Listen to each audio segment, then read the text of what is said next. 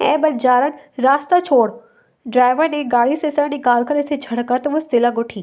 کسی کی اتنی ہمت کہ زینی سے اس لہجے میں بات کرے۔ ہوگی بنجارن تیری ماں۔ وہ پلٹ کر دھاڑی۔ مزید کچھ کہتی اس سے قبل اس کی نظر اس بڑی سی گاڑی پر پڑی۔ اس کا منہ اور آنکھیں کھلی رہ گئیں۔ اس کی تیز نگاہوں نے ایک ہی لمحے میں فرنٹ سیٹ پر بیٹھے شخص کا بھی جائزہ لے لیا تھا، جو اب بڑی ہی عجیب نظروں سے اسے دیکھ رہا تھا۔ وہ یہاں کے نہیں تھے، اور ایسی بڑی گاڑی تو یہاں کے زمیندار کے پاس بھی نہیں تھی۔ کون ہو اور کدھر جا رہا ہے؟ جانتی بھی ہو منیر چودھری کا گاؤں ہے، باہر والوں کو آنا منع ہے۔ اس کی بات پر فرنٹ سیٹ پر بیٹھے ہاشم کی نگاہیں تنزیہ انداز میں مسکرائیں۔ وہ چھٹان بھر کی لڑکی اسے معمولی گاؤں کے معمولی چودھری کے نام سے ڈرا رہی تھی۔ کمال، ہم منشی لال محمد کو ڈھونڈ رہے ہیں۔ اس نام پر زینی کی آنکھیں پھیلی، دل بے اختیار دھڑکا۔ اسے تو پہلے ہی معلوم تھا کہ وہ لال محمد کی بیٹی نہیں بلکہ کسی امیر گھرانے کی بیٹی ہے، جسے لال محمد نے اغوا کر لیا تھا۔ اب دیکھو نا، اس کے خاندان والے اسے ڈھونڈنے آ گئے ہیں۔ کیا کام ہے اس سے؟ تم جانتی ہو اسے؟ ڈرائیور نے پوچھا۔ ہاں جانتی ہوں۔ وہ تیزی سے چلتی گاڑی کے شیشے سے آ لگی۔ اندر جھانکا تو ہاشم رئیس اسے دلچسپی سے دیکھنے لگا۔ سرخ و سفید رنگت والا گول مٹول چہرہ اور تھوڑی پر 3 نقطے کندہ تھے۔ ماتھے پر بھاری ٹیکا، جسم پر سرخ مگر پرانا سے لہنگا تھا۔ وہ ایک بنجارن ہی تو تھی، پھر اس لقب پر بھڑکی کیوں؟ ہاشم نے دل ہی دل میں سوچا تھا۔ وہ اس گاؤں میں رہتا تھا؟ اب کی بار ہاشم نے پوچھا تو وہ تیزی سے اس بات میں گردن ہلانے لگی۔ اور تم کون ہو؟ میرا نام زینی ہے، زینب۔ کیا تم اس کے بارے میں بتا سکتی ہو؟ آپ بتائیں، آپ کو کام کیا ہے؟ میں اس تک آپ کا پیغام پہنچا دوں گی۔ ہم ابھی اس سے ملنا چاہتے ہیں۔ وہ ان کی طرف دیکھ کر کچھ سوچنے لگی۔ کیا کرے، کچھ بھی سمجھ نہیں آ رہا تھا۔ وہ میرے ابا ہیں، اس نے کچھ بھی سوچے بغیر کہہ دیا، اور اسی پل ہاشم کی آنکھیں بے یقینی سے پھیلی۔ لب بھیجتے اس نے ڈرائیور کو دیکھا۔ وہ سوالیہ نظروں سے اسے دیکھ رہا تھا۔ آؤ گاڑی میں بیٹھو، ہمیں ان کے پاس لے چلو۔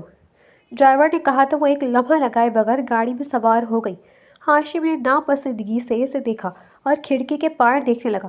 اسے ڈرائیور کو بتانے کی ضرورت نہیں پڑی کہ انہیں کہاں جانا ہے۔ گاڑی پلٹ رہی تھی اور پیچھے مقامی لوگ یہ منظر دیکھ رہے تھے، اور یہ کوئی نیا منظر نہیں تھا۔ لال محمد اسے اکثر ایسی بڑی گاڑیوں میں رئیسوں کی محفلوں کے رقص کروانے لے جایا کرتا تھا۔ وہ گاڑی میں سوار ہوئی اور ایک تفصیلی نگاہ سامنے بیٹھے ہاشم پر ڈالی۔ وہ سوٹ بوٹ شخص شکل سے مغرور لگتا تھا، مگر اسے کیا، وہ تو جلد از جلد امیر ہو جانا چاہتی تھی۔ یقیناً وہ اسے اصل والدین سے ملانے لے جانے والا تھا۔ ابا دوسرے گاؤں میں کسی کام سے گیا ہے، لیکن آپ لوگوں نے بتایا نہیں کہ اس سے کیا کام ہے آپ لوگوں کو؟ بہت جلد جان جاؤ گی۔ اس سے پلٹ کر ایک سرد نگاہ اس پر ڈالی تو وہ حیران رہ گئی۔ وہ تو ٹھیک ہے، مگر آپ یہ ایسے مجھے کیوں دیکھ رہے ہیں جیسے ابھی آنکھوں سے ہی گولی مار دیں گے؟ وہ بولی تو ہاشم نے پھر سخت نگاہ اس پر ڈالی۔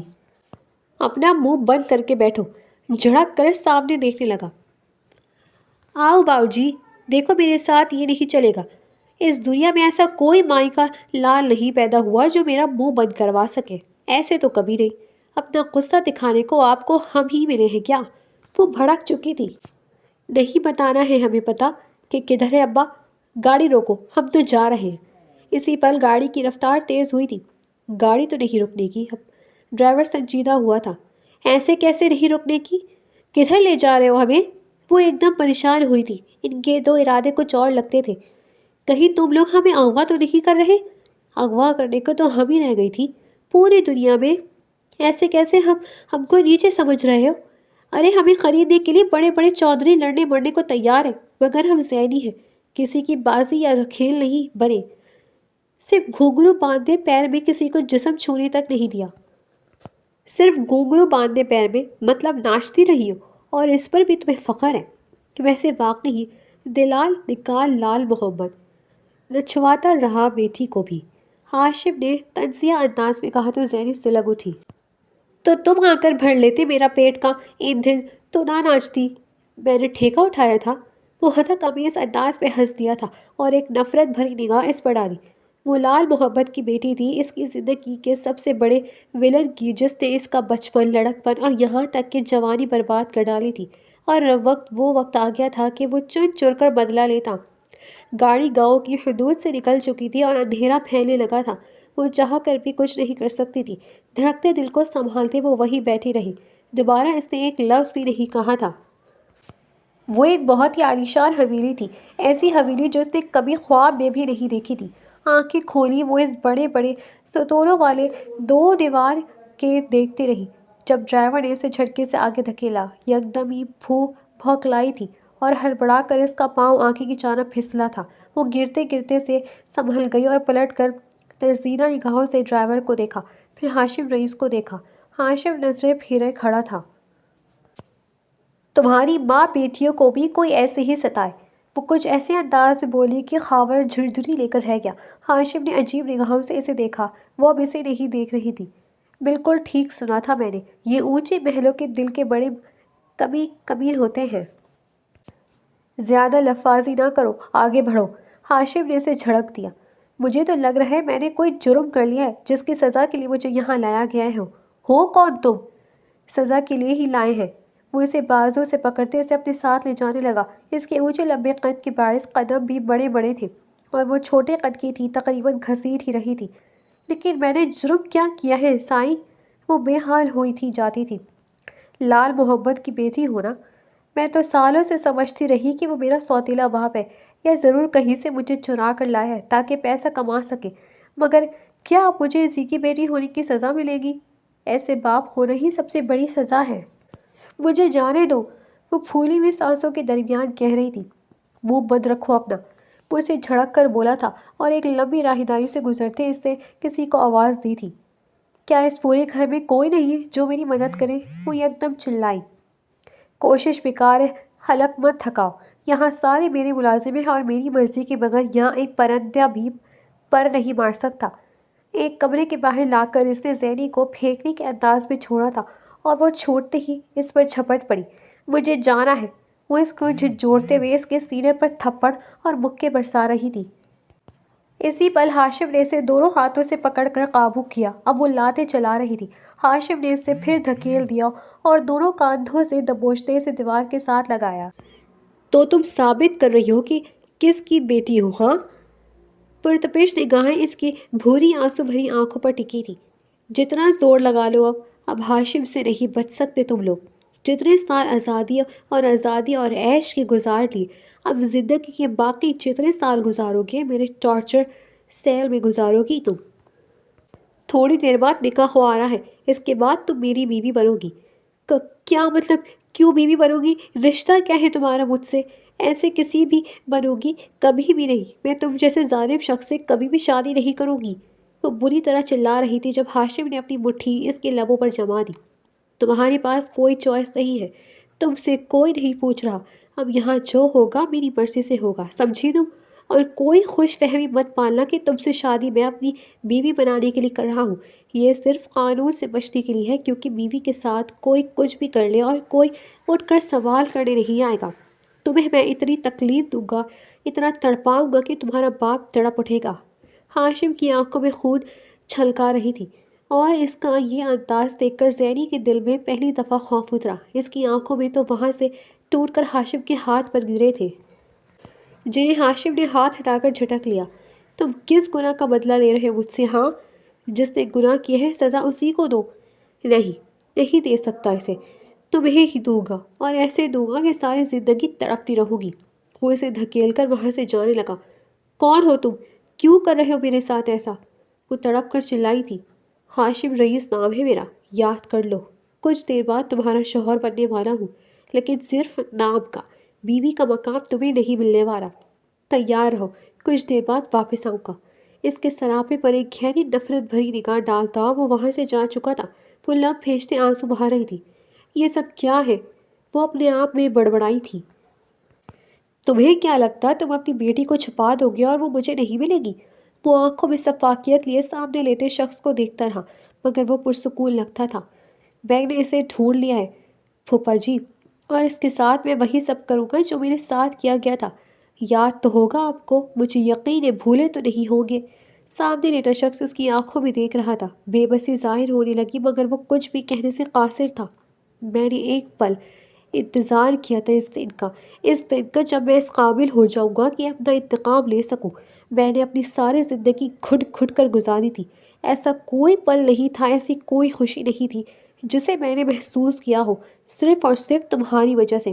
تم نے مجھ سے میری ناموس چھینی تھی، میرا بچپن چھینا، مجھ سے میرا سب کچھ چھین لیا، اور میں اتنے سالوں تک کچھ کر ہی نہ سکا۔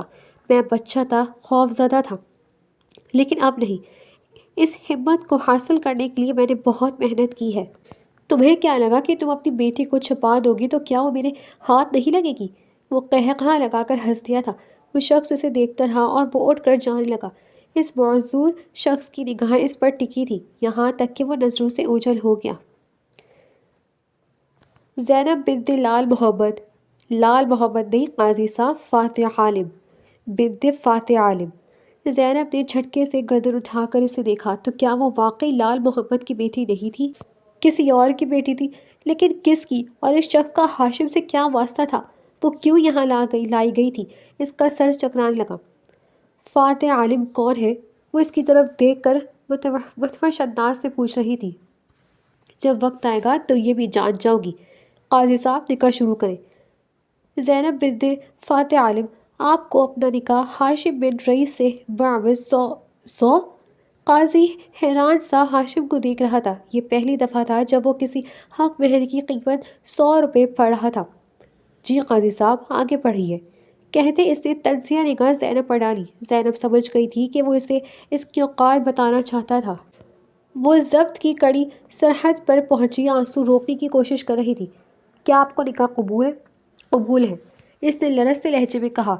زینب بنت فاتح عالم، آپ کو اس نکاح اپنے ہاشم بن رئیس سے بعوض 100 روپے حق مہر یہ نکاح قبول ہے؟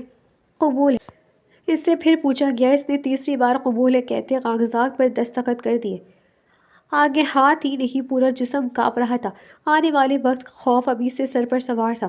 ہاشم کی نفرت بھری نگاہیں اس پر جمی تھیں۔ اس کے جسم میں سنسنی سی دوڑ گئی۔ یہ سب کیا ہے؟ پہنو اسے اور تیار ہو جاؤ۔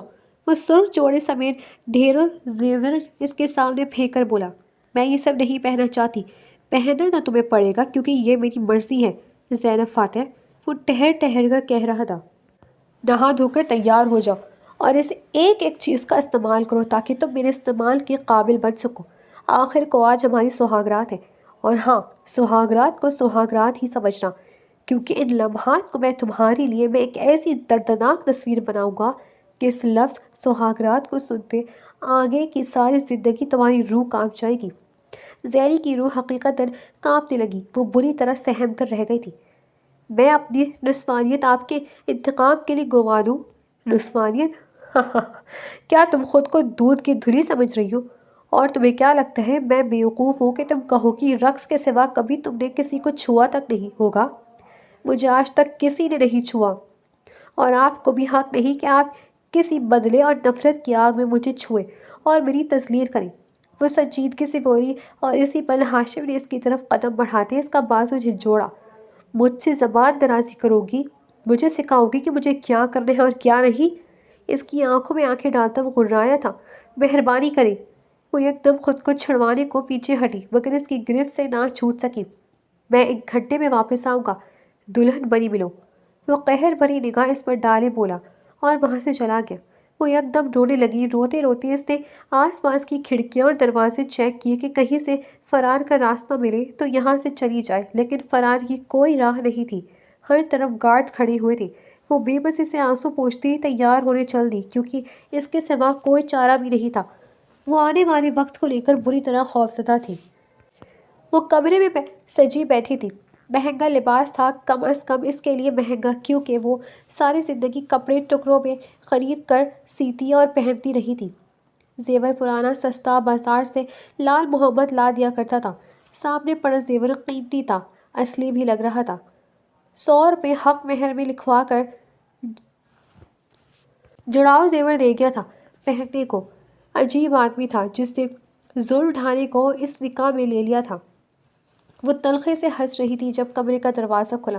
اس پر نظر پڑتے ہی ہاشم ایک پل کو ٹھٹکا، اور وہ ٹھٹک اگلے ہی پل تلخ نگاہوں میں بدل چکی تھی۔ اس نے کمرے کا دروازہ بند کیا اور ادھر زینب کا دل بری طرح دھڑکنے لگا۔ وہ 90 قدموں سے اس کے قریب آیا اور جھٹکے سے اس کے لہنگے کا بلاؤز درمیان سے پھاڑ ڈالا۔ زینب کی چیخ بلند ہوئی۔ وہ بے یقین اور حیرت سے اسے دیکھ رہی تھی۔ بے اختیار اسے اپنے بے پردہ ہونے کا خیال آیا تو اس نے دونوں ہاتھوں سے خود کو ڈھانپنے کی کوشش کی، مگر اس کے ہاتھ ہٹا کر اپنی پیش قدمی جاری رکھتے اسے چند لمحوں میں بے بس کر چکا تھا۔ وہ منت سماجت کرتی خود کو بچانے کی کوشش کر رہی تھی، مگر وہ جیسے اس کی منتیں اور سسکیاں سن ہی نہیں رہا تھا۔ کافی دیر وہ اس کے کمرے میں اس کے ساتھ موجود اپنی من مرضیاں کرتا وہاں سے اٹھا تو وہ بھی سہمے ہوئے انداز میں بیٹھ کر خود کو چادر سے ڈھانپنے لگی۔ ہاشم کی نگاہیں اسی پر ٹکی تھی۔ وہ نظریں جھکا گئی۔ اسے لگا اب ہاشم اسے مارے گا، اسی نے تو کہا تھا کہ وہ سہاگرات کو اس کے لیے خوفناک بنا دے گا۔ لیکن کیا کسی مرد پر جچتا ہے کہ پہلے شدتیں لٹانے اور جسم کو چومنے کے بعد پر اس پر ظلم ڈھائے؟ وہ اپنے جسم کے مختلف حصوں پر اس کا لمس محسوس کرتی خود میں سمٹ رہی تھی۔ نگاہیں جھکی ہوئی تھیں اور وہ وہیں سے پلٹ گیا۔ اس نے دھڑکتے دل سے نگاہیں اٹھا کر اسے جاتے دیکھا تو اس کی سانس میں سانس آئی۔ وہ کچھ بھی کہے بنا جا چکا تھا۔ اسے لگا وہ اسے تکلیف دے گا، مگر اس کے انداز کی سختی چند لمحوں میں ہی ختم ہو چکی تھی۔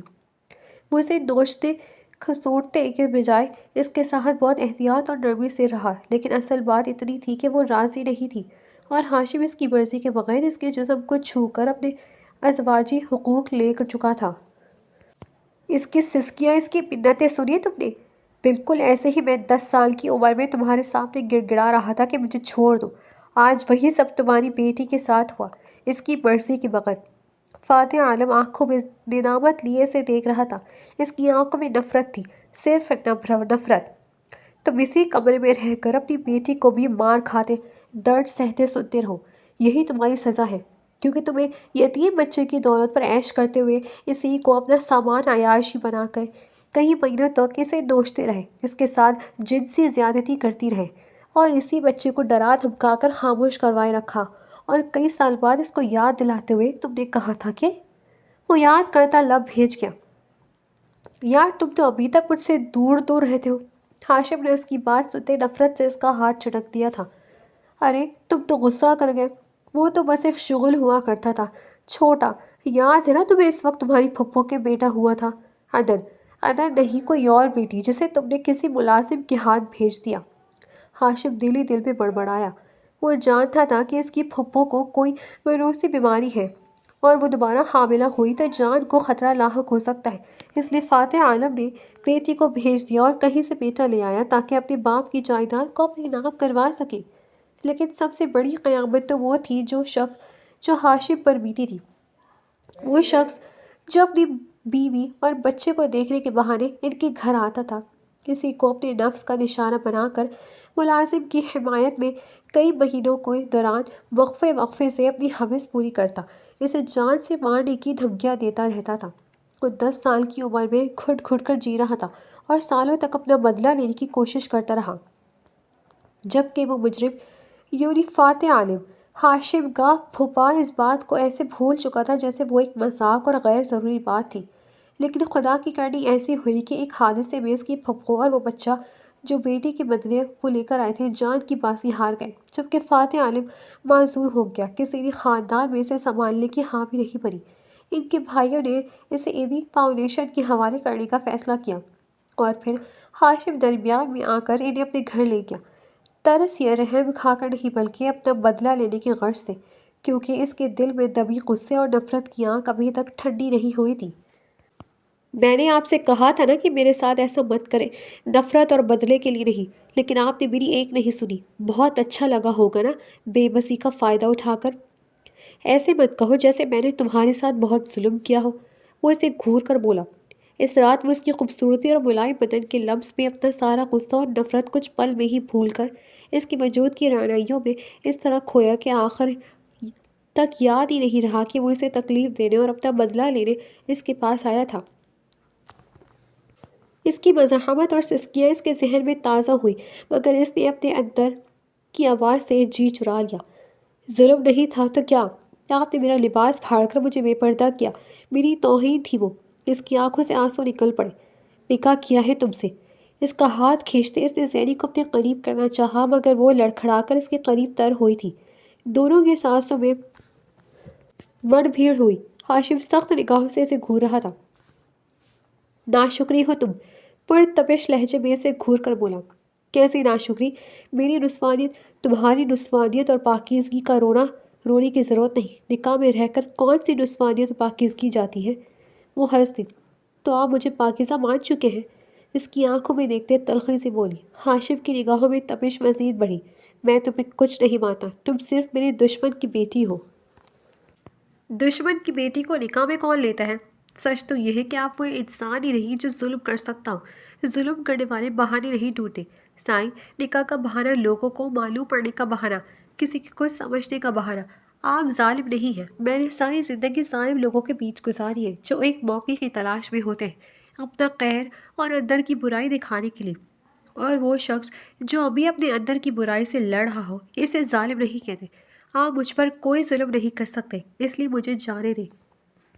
हाशिम के दिल की आग जैसे इस पल भड़क सी गई थी। इसने ज़ैनी को अपने हसार में खींचते बेबस किया था। मैं जालिम हूँ ना बनने की कोशिश कर रहा हूँ। मैं सिर्फ अपने अंदर की आग बुझा रहा हूँ। जिस दिन वो बुझ जाएगी तुम आज़ाद हो जाओगी। छोड़े मुझे। वो खुद को छुड़वाने की कोशिश करने लगी। उफ ज़ैनी, क्या ज़रूरत थी ज्ञान बांटने की? वो दिल ही दिल में खुद से खफा होती इसकी दस दराजियाँ और गुस्ताखियाँ बर्दाश्त कर रही थी। इसकी गिरफ्त इसके दिल के मुकाबले सख्त और अंदाज भी जारहाना था। साईं, मुझे माफ़ कर दें, आप कुछ नहीं कहूँगी। वो खुद को इसकी गिरफ्त से छुड़वाने की कोशिश कर रही थी मगर बेसुध। वो कुछ नहीं सुन रहा था। कुछ देर बाद वो इसे अपनी गिरफ्त से आज़ाद करते खुमार आलूद निगाहों लिए इसे देख रहा था। ज़ैनी के आंसू बेख्तियार थे। यकीनन आइंदा मुझे चैलेंज नहीं करोगी क्योंकि मैं इसे ज़्यादा जालिम भी बन सकता हूँ। उसके अंदाज पर ज़ैनी की निगाहें बेख्तियार झुकी थी और दिल इसकी जारहाना मनमानी पर खफा हुआ था। इतना अच्छा भी नहीं जितना समझ रही थी। आइंदा इससे कोई बात नहीं करोगी। वो तलखी से सोचती रही और वहाँ से चला गया। क्या मतलब? तुमने किससे निकाह किया? कौन है? तुम्हें मालूम है? मैं कुछ समझ नहीं पा रही। फरीदा बेगम ने बेटे की बात सुनते ही सर पकड़ लिया था। वो समझ ही ना पा रही थी कि ये कैसे और क्यों हुआ। वो सालों से इसकी शख्सियत के दबाव को देख और समझ रही थी और वो जानती भी थी कि इनके बेटे के साथ क्या हुआ था, मगर वो इसे हमेशा इस चीज़ से निकल कर ज़िंदगी में आगे बढ़ने का मशवरा देती आई थी। वो ज़िंदगी में आगे बढ़ते बढ़ते भी पीछे का वो हिस्सा खुद से निकाल नहीं पाया था। कामयाबियाँ, इज़्ज़त, मोहब्बत और दौलत भी इसके अंदर का वो तारीख हिस्सा खरोच नहीं पाए थे। और अब इसके मुंह से ये सुनने के बाद वो मुकम्मल तौर पर सदमे में घिर चुकी थी। लेकिन तुम्हें क्या ज़रूरत थी निकाह करने की? अगर तुम्हें बदला, प्लीज़ आप ही। मैं यहाँ कोई लेक्चर सुनने नहीं आया था, सिर्फ बताने आया था। वो सुनते हुए लहजे में बोला। हम भी चल रहे कराची। इसकी माँ इसकी माँ बोली। लेकिन क्यों? क्या क्यों? अब तुम्हें बता कर आएंगे। माँ हूँ मैं तुम्हारी। ऊपर से निकाह कर लिया। अगर किसी को पता चल गया कि तुमने किसी के से शादी कर रखी है तो कौन ही अच्छे घर की लड़की देगा तुम्हें? मेरी इतनी हैसियत है कि बड़े बड़े घरों की लड़कियां एक इशारे पर दौड़ी चली आएँ, लेकिन ये मेरी तरजीह नहीं रही। और रहा वो निकाह तो इसकी मेरी नज़र में कोई हैसियत नहीं। आप लोगों को आना है वहाँ तो आ सकते हैं, रोका नहीं किसी को मैंने। वो तलखी से कहकर वहाँ से चला गया था। वक्त है, मैं बुलवाए को बुलवा कर तुझे यहाँ से ले जाऊँगा। लाल मोहम्मद गहरी रंगत और लाल वाला जसीम मरीद था जिसके चेहरे से ही सख्ती का एहसास टपक रहा था। मैंने मालूम करवाया है वो इस्लामाबाद अपने दूसरे घर गया है। ज़ैनी यकतक इसे देखती रही। एक तरफ नई ज़िंदगी और इसकी शनाख्त का राज छुपा था, दूसरी तरफ वही रोज़ की ज़िंदगी जहाँ घर पर गालियाँ और मार खाकर रात को महफिलों में रक्स करते नामर्दों की हविस भरी नज़रों का सामना। वह ज़िंदगी में इतनी सख्ती झेल चुकी थी कि इसके लिए हाशिम रईस का किरदार और इसका मुतवक्किल इंतकाम डरा ही नहीं रहा था। या इसे खुद से ही हाशिम रईस के वजूद से किसी किस्म का डर महसूस नहीं होता था। वो सहम जाना, वो खौफ, सब कुछ एक वक्ती असर था। इसके मंजर से हटते ही सब एक हो जाता और वो इसके पुरस्कार किरदार और इस राज के बारे में सोचती जो इंतकाम से होकर इसके वजूद पर आकर रुकता था। वो हाशिम रईस की खूबसूरत वजूद और चेहरे से इतना खौफ नहीं खा सकती थी जितना वो सारी ज़िंदगी लाल मोहम्मद के खौफ नाक वजूद और मार से खाती आई थी। किस सोच में डूब गई हो? कहीं तुम्हारी नीयत तो ख़राब नहीं हो गई? वो इसे झड़क कर बोला तो वो चौंक पड़ी। मेरा बाप कौन है लाल मोहम्मद? حرام خور ساری زندگی میرے پیسے پر پل کر میرا نام پکار کر اپنے باپ کا سوال کر رہی ہے۔ وہ یکدم بھڑک کر اس کے گال پر تھپڑ رسید کر گیا۔ زینی یوں ہی آنکھیں کھولے سے دیکھ گئی۔ مار کھا کھا کر اتنی ڈھیل ہو چکی تھی کہ اب تھپڑ مکے گھوسے اثر کھو چکے تھے۔ فاتح عالم، وہ فاتح عالم پچھلے کمرے میں پڑا بستر پر سڑ رہا ہے جو تجھے کچھ بھی نہیں دے سکتا۔ اتنے بہنوئی کے لڑکے کی عزت لوٹتا رہا کئی مہینوں تک، پھر اپنی بیٹی صرف اس لیے میرے حوالے کر دی کہ جا کر کہیں بیچ دوں یا مار دوں کیونکہ اس نے بیٹے کا انتقام کر لیا تھا۔ کیا وہ بہنوئی کا لڑکا ہاشم تھا؟ ہاں ہاشم ہی تھا، اور کون ہوگا؟ وہ صرف اپنا انتقام لینا چاہتا ہے، نہ جانے پھر تیرے ساتھ کیا کرے۔ کہہ رہا ہوں چل میرے ساتھ، میں اس نکاح میں ہوں۔ نکاح کی کیا حیثیت ہے؟ وہ ایک ناچنے والی جو اپنی بیوی کیوں بنائے گا؟ وہ اسے آئینہ دکھا رہا تھا۔ میں نہیں چل سکتی۔ او بے وارثی، تیرا کوئی نہیں، واپس چل اور دال روٹی چلاتی رہ اپنی۔ نہیں میں نہیں آؤں گی، وہ کہہ کر رخ پھیر رہی تھی جب وہ بالوں سے پکڑ کر اسے گھسیٹنے لگا۔ چھوڑ مجھے، لال محمد، ہاشم تجھے جان سے مار دے گا۔ ارے آ لینے دے، چل میرے ساتھ۔ وہ اسے گندی گالیاں دے رہا تھا اور وہ خود کو بچانے کی کوشش کر رہی تھی مگر اس کی ہاتھوں سے چھوٹ نہیں پا رہی تھی۔ وہ مسلسل اس کے ہاتھوں پٹ رہی تھی۔ وہ اسے خوب پیٹ کر وہاں سے چلا گیا تھا۔ وہ ہر کوشش کے بعد بھی اسے وہاں سے لے جانے میں کامیاب نہ ہو سکا تھا کیونکہ وہ خود وہاں سے جانا ہی نہیں چاہتی تھی۔ اگلی صبح ملازمہ نے اسے اس حال میں دیکھا تو حیران اور پریشان رہ گئی۔ تمہارا یہ حال کیسے ہوا؟ وہ پوچھ رہی تھی مگر اس نے کچھ نہ بتایا۔ وہ گرم دودھ لے کر لائی اور اس کے زخموں پر پٹی کرنے لگی۔ صاحب تو اس شہر میں ہے ہی نہیں، اور سچ کہوں اگر ہوتے بھی تو وہ اتنے ظالم نہیں کہ یوں مارے پیٹے۔ تم منہ کیوں نہیں کھول رہی؟ بتاؤ کون تھا جس نے تمہیں یوں مارا؟ وہی جس کے ساتھ میں سالوں سے رہتی آ رہی ہوں، اور فکر مت کرو مجھے کہیں بھی تکلیف نہیں ہو رہی۔ میرا جسم سخت ہو چکا ہے۔ اتنے نازک اور نرم ہاتھ پھیر کیسے سخت ہو گئے ہیں؟ بس یوں کہو کہ تم نے زخموں کو اہمیت دینا چھوڑ دی ہے۔ کیا باتیں ہو رہی ہیں یہاں؟ اور یہاں ان مہارانی کی خدمت کرنے کا تمہیں کس نے کہا ہے؟ وہ فریدہ خاتون تھی جسے دیکھ کے زینی خود میں سمجھ سی گئی تھی۔ ساتھ ایک 30-32 سالہ لڑکی بھی تھی جو کینہ توز نظروں سے اسے دیکھ رہی تھی۔ ملازمہ بتا رہی تھی کہ کوئی تمہیں رات کے اندھیرے میں پیٹ کر چلا گیا ہے، کہیں تمہارا پرانا عاشق تو نہیں تھا؟ زینی نے مل ستا ہوا چہرہ اٹھا کر اس عورت کو دیکھا جس کی آنکھوں میں کوئی رحم یا ترس نہ دکھا بلکہ نفرت اور بیزاری تھی۔ آپ کون ہیں مجھے یہ کہنے والی؟ وہ یکدم چڑھ کر بولی تھی۔ میں ہاشم کی ماں ہوں اور اپنی زبان کو لگام ڈال کر مجھ سے بات کرو ورنہ اس سے زیادہ برا حشر کر دوں گی تمہارا میں۔ وہ یکدم چونکی۔ وہ عورت اور یہ لڑکی دونوں ہی ہاشم کی صورت سے ہرگز میل نہیں کھا رہی تھی۔ شاید وہ اپنے باپ پر گیا تھا۔ ہمارا عزت دار خاندان تھا اور تم اپنی ماں جیسی عورت اٹھا کر نکاح میں لے آئے ہو، اور وہ یہاں تمہاری قید میں رہ کر دوسرے مردوں کو گھر بلا رہی ہے۔ کوئی دیکھے گا تو کیا سوچے گا؟ وہ فون کان سے لگائے کہہ رہی تھی۔ وہ تو سوچ کر آئی تھی کہ کسی کال کوٹری میں پھٹے پرانے کپڑے پہنی کوئی عام سی لڑکی ہوگی، مگر وہ تو اس گھر کے ہی ایک کمرے میں خوبصورت کپڑے پہنے ایک خوبصورت اور من موہنی سی لڑکی تھی۔ اگر وہ یہاں رہی تو ان کے مستقبل کے لیے خطرہ بن سکتی ہے۔ وہ اپنی بیٹی کو اس گھر اور کاروبار میں مالکن بنانا چاہتی تھی اور اس لڑکی کا وجود ان سے ایک پل بھی اس گھر میں برداشت نہیں ہو رہا تھا۔ بہت اچھا کیا مام، اب جلدی وہ آ کر اس کا قصہ ختم کر دے بس، اس کی بہن نے کہا۔ وہ ہاشم کی سگی ماں اور بہنیں نہیں تھیں۔ ہاشم کی ماں رئیس خان کی دوسری بیوی تھی اور ہاشم اس کا بیٹا تھا۔ ہاشم کی ماں اس کے چھوٹے بھائی قاسم کو جنم دیتے ہوئے اس سمیت اس دنیا سے رخصت ہو گئی تھی۔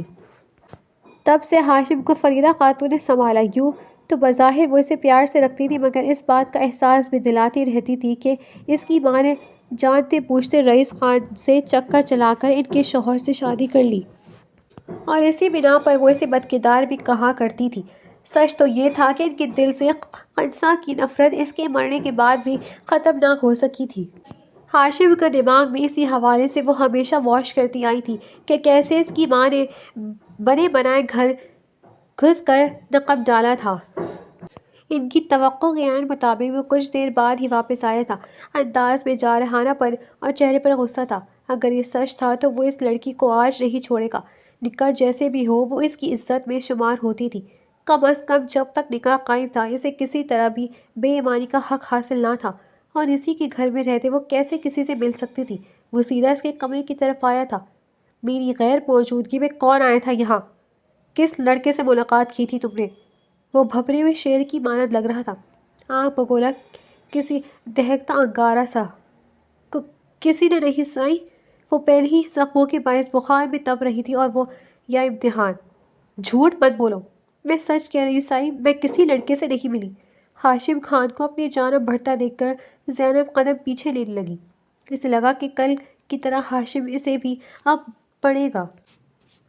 جھوٹ مت بولو، میں سچ کہہ رہی ہوں سائی، میں کسی لڑکے سے نہیں ملی۔ ہاشم خان کو اپنی جانب بڑھتا دیکھ کر زینب قدم پیچھے لینے لگی۔ اسے لگا کہ کل کی طرح ہاشم سے بھی اب پڑے گی۔ میری بہن ماں جھوٹ نہیں بولتی زینب، تمہیں کیا لگتا ہے تم میری عزت کے ساتھ کھیلو گی اور میں تمہیں چھوڑ دوں گا؟ یہ کہتے ہاشم نے جو نہیں دیوار پر ہاتھ مارا۔ زینب ہاشم کے قدموں میں گر کر رونے لگی۔ اس سے پہلے ہاشم مزید کچھ کرتا وہ وہیں ہوش کھو چکی تھی۔ ہاشم نے نیچے جھکتے اسے باہوں میں اٹھایا، پرشکر ماتھا لیے اس کی طرف غور سے دیکھا۔ وہ زخموں سے چور تھی۔ میں تمہیں اتنا ٹارچر کرنا چاہتا تھا کہ زینب کہ تمہارا باپ تڑپ کر مر جائے، کیونکہ تم بھی اب جانتی ہو کہ تمہارا باپ وہ ملازم نہیں جس نے تمہیں پالا، بلکہ میرے پھوپھا ہے۔ لیکن یہ زخم تمہیں کس نے دیے اور کیوں؟ تمہیں زخم تو میں دینا چاہتا تھا۔ زینب کے معصوم چہرے کو دیکھتے وہ سوچ رہا تھا۔ اسے پلنگ پر لٹاتے اس نے اس کا دوپٹہ ہٹایا تو نیل و نیل پڑا جسم دیکھ کر اس کی آنکھیں حیرت اور غصے کا غماز بن چکی تھی۔ کچھ دیر بعد وہ سیکیورٹی ٹیم کے سر پر کھڑا انہیں صلبتیں سنا رہا تھا۔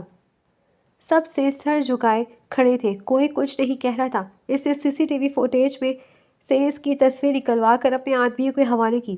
میں آپ کے ساتھ تھا، یہی رک جاتا تھا۔ وہ لال محمد بچ کر نہ چاہتا، لیکن سائی وہ اگر لڑکی کو لینے آیا تھا تو اسے مارا کیوں؟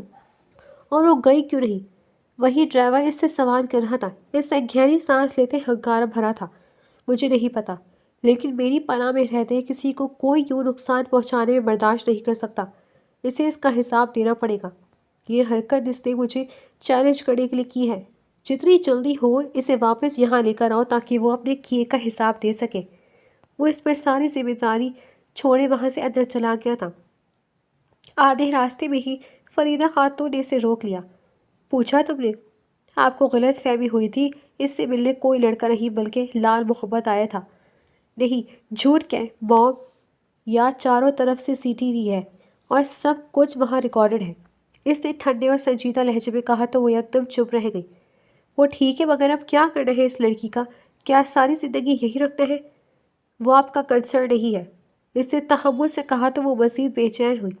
میں تمہارے لیے انشوا کا رشتہ مانگنے کا سوچ رہی تھی، انہوں نے آہستگی سے کہا۔ ایک وقت تھا جب وہ ان کی بھانجی میں دلچسپی رکھتا تھا، انہوں نے مہرہ پھینکنا چاہا تھا۔ ابھی کچھ نہ سوچیں، اس نے آہستگی سے کہا اور وہاں سے اندر کی طرف چلا آیا۔ کمرے میں وہ پریشان صورت لیے لیٹی پنکھے کو تک رہی تھی۔ لال محمد تمہیں لینے آیا تھا؟ سوالیہ انداز پر یکدم چونکی اور اٹھ بیٹھی، چہرے پر تکلیف کے آثار نمایاں ہوئے۔ جی، اس کی نظریں جھک گئی تھیں۔ تو گئی کیوں نہیں؟ چلی جاتی تو بھی تو آپ کی آ کر ڈھونڈ لیتے۔ آپ نے بدلہ لینا ہے اپنا، اس لیے تو نکاح کیا تھا۔ لال محمد نے تمہیں کیوں مارا؟ میرے انکار پر۔ کیا یہ مار پیٹ معمول کا حصہ ہے؟ وہ پوچھے بنا نہ رہ سکا۔ ہاں، ہمیشہ سے میں گھروں میں کام کرنا چاہتی تھی، مگر وہاں سے پیسہ کم ملتا تھا اور لال محمد کے پاس مجھ سے پیسہ کمانے کے کئی طریقے تھے۔ میرے انکار پر مجھے تقریباً روز ہی پیٹا جاتا تھا، مجھے اس کی عادت ہے۔ تو تم نے اتنے سال تک خود کو محفوظ کیسے رکھا، ایسی محفلوں میں، ایسے ماحول میں؟ اس کا اشارہ کس طرف تھا وہ یقیناً سمجھ گئی تھی۔ اس کی نگاہیں جھکی تھیں۔ یہ تو میرا دل چاہتا ہے سائے، اور میرا اللہ، اس نے آہستگی سے کہا۔ اب فاتح عالم سے بدلہ لینا چاہتے تھے، مگر شاید آپ کو معلوم ہی نہیں کہ اللہ نے اپنا انصاف کر ہی دیا تھا۔ زندگی کے 20 سال میں نے جہنم جیسے ماحول میں گزارے، شاید یہ فاتح عالم کیے گی کہ گناہ تھا کا بدلہ تھا۔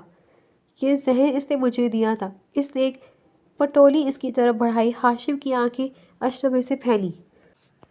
اس نے کہا آپ کو دوں اور گھر سے قیمتی سامان لے کر نکل جاؤں، لیکن میں آپ کے دکھ اور درد کا مداوع چاہتی تھی، آپ سے معافی چاہتی تھی۔ انتقام کا چکر کبھی ختم نہیں ہوتا، میں آپ سے معافی مانگتی ہوں۔ اس کی ہلکی بھوریاں آنکھیں آنسوؤں سے بھری ہوئی تھیں۔ ہاشم کہیں پل تک ان آنکھوں سے نظریں نہ ہٹا سکا۔ وہ گہری سوچ میں ڈوبا ہوا تھا اور وہ کیا سوچ رہا تھا وہ یہ بھی نہیں جانتا تھا۔ کچھ لمحوں بعد وہ وہاں سے اٹھ کر چلا گیا تھا اور اسی رات فاتح عالم کی روح پرواز کر گئی تھی۔ اس کی موت پر ہاشم کو کوئی افسوس نہ ہوا اور انتقام ادھورا رہ گیا۔ وہ انتقام جو اپنے آغاز پر ہی اپنے معنی کو کھو گیا تھا، بے معنی سا ہو گیا تھا۔ وہ انتقام جس کے لیے اسے کئی سال انتظار کیا تھا، اپنے آخری لمحوں میں آ کر اپنی موت پر مر گیا تھا۔ لیکن سب سے عجیب بات یہ تھی کہ ہاشم کے دل سے ایک بھاری بوجھ اتر گیا تھا۔ اس کے دل میں سالوں سے سلگتی آگ بجھ چکی تھی اور وہ اپنے اندر چھائی ہوئی پرسکون سی خاموشی پر حیران تھا۔ وہ نہیں جانتا تھا کہ اب کیا ہوگا، وہ نہیں جانتا تھا کہ اب اسے کیا کرنا تھا۔ وہ کئی مہینوں تک دوبارہ اس گھر میں قدم نہ رکھ سکا۔ اس نے کاروبار میں اپنے آپ کو مصروف کر لیا اور چند لمحے جو اسے مصروفیت کے بغیر ملتے تھے، ان میں وہ خود سے ہی لڑتا رہتا تھا۔ فریدہ خاتون اسے آئے دن اس لڑکی کو آزاد کرنے کا مشورہ دیتی تھی، لیکن کیسی آزادی، یہ سوال وہ خود سے کرتا تھا۔ وقتاً فوقتاً وہ معلومات لیتا تو سب یہی کہتے کہ وہ وہی تھی۔ اس نے اسے جانے کے لیے نہیں کہا تھا اور وہ خود بھی نہیں گئی تھی۔ وہ کیوں نہیں گئی تھی؟ ہاشم کے لیے یہ ایک معمہ ہی رہا۔ اس کے خرچ کے لیے پیسے ملازموں کو بھیج دیتا۔ نظموں نے کبھی نہیں بتایا کہ وہ کس چیز کی مانگ کر رہی ہے، یا اس نے کوئی خواہش کی ہے، یا اس نے ہاشم سے ملاقات کی خواہش کی ہے۔ ملازموں کے ذریعے ہی اسے معلوم پڑتا تھا کہ وہ رقم جو وہ اس کے لیے بھیجتا تھا وہ جو کہ تو پڑی رہتی تھی۔ تفریح کے نام پر گھر کے باہر بنے باغ میں چہل قدمی کے علاوہ وہ کچھ نہیں کرتی تھی۔ ہاشم دل ہی دل میں منتظر تھا اس کی طرف سے کسی قسم کا عندیہ ملے یا وہ آزادی کی مانگ کرے تو وہ اسے آزاد کر دے۔ اور یوں تقریباً 6-7 ماہ گزر گئے۔ تم چلی کیوں نہیں جاتی؟ وہ واپس نہیں آئے، کوئی حکم بھی نہیں دیا۔ اس کا یہی مطلب ہے کہ تم آزاد ہو۔ جتنا وقت یہاں ہو رہنے دیں، آپ کا کیا جا رہا ہے؟ یہاں سے نکل کر دھکے ہی تو کھاؤں گی۔ 20 سال میرا مطلب کہ جنگ کرتے گزر گئی۔ اندر سے بڑی ڈرپوک سی ہوں، خاموش سی ہوں۔ اگر کسی نے لڑنے کا من نہیں کرتا، میں پرسکون رہنا چاہتی ہوں، لیکن لوگوں نے مجھے اتنا تنگ کیا کہ میں بات بات پر لڑنے لگی۔ اب یہاں آ کر اپنے اصل سے جڑی ہوں۔ کسی سے لڑنا نہیں پڑتا، کسی سے چھپنا نہیں پڑتا، کسی سے خود کو بچانا نہیں پڑتا۔ رہ لینے دے یہاں، جب وہ بھگائے گا تو چلی جاؤں گی۔ وہ وہاں کی خاص ملازمہ سے کہتی تو وہ تعصب بھری نظروں سے اسے دیکھتی رہ جاتی۔ عید قریب تھی اور وہ ہر عید کے وہاں ملازموں سے عید ملنے ضرور آتا تھا۔ جب زینی کو یہ بات پتہ چلتی تو اس نے اس کی بھیجی ہوئی رقم سے پہلی بار پیسے لیے اور عید کی تیاری کرنے لگی۔ عید سے ایک دن قبل اس نے اپنے ہاتھوں پر مہندی بھی لگوائی اور صبح ہی اٹھ کر خود کھانا تیار کیا، کیونکہ ملازموں نے اسے بتایا کہ وہ ایک کھانا بھی یہی کھاتا تھا۔ سرخ لباس پہنے وہ بہت نیک نقصق سے تیار ہوئی تھی۔ اس کا دل اس کے آنے کے خیال سے ہی دھڑک رہا تھا، اور کیوں دھڑک رہا تھا یہ وہ خود بھی نہیں جانتی تھی۔ ان کے درمیان چند ملاقاتوں اور کچھ بامعنی اور معنی خیز لمحات کے علاوہ کچھ بھی ایسا نہ تھا جس کی بنیاد پر اس کی دھڑکنیں اس کے نام پر اتھل پتھل ہوتی۔ لیکن شاید اس چند مہینوں کے عرصے میں اس کے نام کی پناہ میں اس کے دل میں کچھ بدل گیا تھا۔ اس نے خود کو تیار کرنے میں بہت وقت لگایا تھا، جانے کیوں کیا سوچ کر یہ سب کر رہی تھی۔ لیکن جو بھی تھا وہ بہت شدت سے اس کی منتظر تھی، اور وہ پل بھی آ ہی گئے جب اس کی گاڑی پورچ میں داخل ہوئی۔ اوپر کمرے کی بالکنی میں کھڑی اسے دیکھ رہی تھی، اور یہ لمحہ تھا یا معجزہ کی گاڑی اسے اترتے ہی اس کی پہلی نگاہ زینی پر پڑی تھی۔ اس لڑکی کو اتنے وقت بعد دیکھ کے اس کے دل میں عجیب تاثرات پیدا ہوئے تھے۔ وہ بہت خوبصورت لگ رہی تھی، سرخ لباس میں پوری تیاری کے ساتھ۔ کیا وہ اسی کی منتظر سی؟ اگر ہاں تو کیوں؟ عید مبارک سائی۔ وہ اندر کی طرف جا رہا تھا جب اس نے اوپر سے آواز لگائی۔ ہاشم نے آنکھیں سکیڑ کر اسے دیکھا اور پھر سر جھٹک دیا۔ خیر مبارک کہتا وہ اندر چلا گیا۔ وہ وہیں کھڑی اسے دیکھتی رہی یہاں تک کہ وہ اندر اوجھل ہو گیا۔ میرے لیے اتنا اہتمام کیوں؟ وہ سینے پر ہاتھ باندھے بڑی سنجیدگی سے سوال کر رہا تھا۔ شکر گزاری تھی آپ کی مہربانیوں کے لیے۔ مہربانیاں اغوا کیا تھا میں نے تمہیں، پھر زبردستی لکھا۔ اور وہ قصداً خاموش ہوا تو زینی نظریں چرا گئی۔ وہ دیکھ سکتا تھا اس کے گالوں کا رنگ اس کے لباس سے میل کھانے لگا تھا۔ میں خود گاڑی میں سوار ہوئی تھی کیونکہ مجھے لگتا تھا میرا اصل والدین کہیں ہیں اور مجھے ڈھونڈنے آئے ہیں۔ وہ سر جھکا کر ہنس دی۔ لیکن ایک طرح سے حقیقت ہی رہا۔ حالات تھوڑے مختلف تھے، لیکن اتنے عرصے بغیر آنچیں روٹی ملتی رہی تو سکون رہا۔ اسی مہربانی کا ذکر کر رہی ہوں۔ وہ سادگی سے مسکرائی۔ اور اگر میں تمہیں طلاق دے دوں؟ یہ جملہ کہتے اس کا اپنا دل تیزی سے دھڑکا تھا۔ زینی نے سفید پڑتے چہرے کے تاز اس کی جانب دیکھا تھا۔ پھر یہاں نوکرانی بن کر رہ لوں گی سائی؟ نوکرانی کے لفظ پر ہاشم نے اس کے پھول جیسے نازک اور خوبصورت وجود کو آنکھوں بھر کر گہری سانس بھری تھی۔ محبت دور تھی مگر یہ بنجارن لہجہ اور معصوم آواز آنکھوں رنگ روپ اپنی طرف بہت کھینچتے تھے ہاشم کو۔ تم یہیں رہ سکتی ہو ہاشم رئیس کی بیوی بن کر، فی الحال میں نے تمہیں طلاق دینے کا ارادہ نہیں کیا۔ وہ اسی کی طرف دیکھتا ہاتھ ہی سے اسے قریب آنے کا اشارہ کر رہا تھا۔ وہ جھجکتی ہوئی قریب آئی تو ہاشم نے اس کا بازو کھینچتے اسے اپنے حصار میں قید کیا تھا، اور اسی پل ہاشم کی نگاہ اس کے ہاتھ کی مہندی پر ظاہر اپنے نام پر پڑی تھی۔ وہ آنکھیں چوڑی کیے اپنے نام کو دیکھ رہا تھا۔ یہ کیا ہے؟ اس کا لہجہ نرم تھا۔ آپ کا نام ہے سائی۔ کیوں لکھا؟ وہ اس کی ہتھیلی کھولے دیکھ رہا تھا۔ ایسے ہی بس دل کیا۔ وہ اس کی قربت میں لجھا رہی تھی۔ وہ پہلے سی مزاحمت کا نشانہ تک نہ تھا۔ کیا پیار کرنے لگی ہو؟ اس کی ٹھوری اٹھائے اس کی بھوری آنکھوں میں جھانک کر پوچھ رہا تھا۔ وہ تیزی سے نظر جھکا گئی تھی۔ اس کی دھڑکنوں کا شور ہاشم کو عجیب احساس میں مبتلا کر رہا تھا۔ جذبات کی وارفتگی کا انداز ایک میٹھے سنگم میں بدلنے لگا۔ اسے پہلی بار وہ ایک خوبصورت غزالی آنکھیں والی لڑکی کے بجائے اپنی بیوی اور دل کے قریب محسوس ہوئی، اور یہ کشش اور محبت کی پہلی دستک اس کے لیے بالکل نئی تھی۔ وہ اس کی قربت میں پگھلنے لگا اور وقت دھیرے دھیرے گزرتا گیا، اور اس رات وہ اس کے پہلو میں بڑے عرصے بعد ایک پرسکون نیند سویا تھا۔ صبح آنکھ کھلی تو اس کا نرم و نازک وجود اپنے قریب سوا پا ہوا بہت اپنا اپنا سا لگا۔ وہ نفرت، وہ کراہیت، وہ انتقامی جذبے کہیں بھی نہیں تھے۔ وہ دشمن بھی بیٹی سے اس کی بیوی بن کر بھی دشمن کی بیٹی تھی، مگر اب وہ کچھ بھی نہیں لگ رہی تھی سوائے اپنے پن کے احساس کے۔ اور اس پل ہاشم رئیس نے دل سے اسے اپنا بنانے کا ارادہ کر لیا تھا۔ وہ اسے چھوڑنے کا خیال ایک جھٹکے میں دل سے چھٹک کر اپنے حصار میں لے چکا تھا۔ شاید وہ اسی زندگی میں اور اس محض کی زندگی میں ایک نجات دہندہ کے طور پر آئی تھی۔ زینی کی زندگیوں کی تلخیوں کو سمیٹنے کے لیے اللہ نے ہاشم کو چنا، اور ہاشم کے اندر کی آگ کو ختم کرنے کے لیے زینی اس کی زندگی میں آئی تھی۔ اس نے پھر بہت غور سے زینی کو دیکھا۔ وہ رقاصہ تھی یا بنجارن، اس بات کو ہاشم نے تب بھی نہیں سوچا تھا جب وہ اس کے لیے دشمن کی بیٹی تھی، تو اب کیسے اس کے لیے وہ اسے چھوڑ سکتا تھا؟ اس نے بڑی نرمی سے اپنے لب اس کے ماتھے پر رکھ دیے، اور سرشاری کا احساس اپنے اندر اترتا محسوس ہوا تھا۔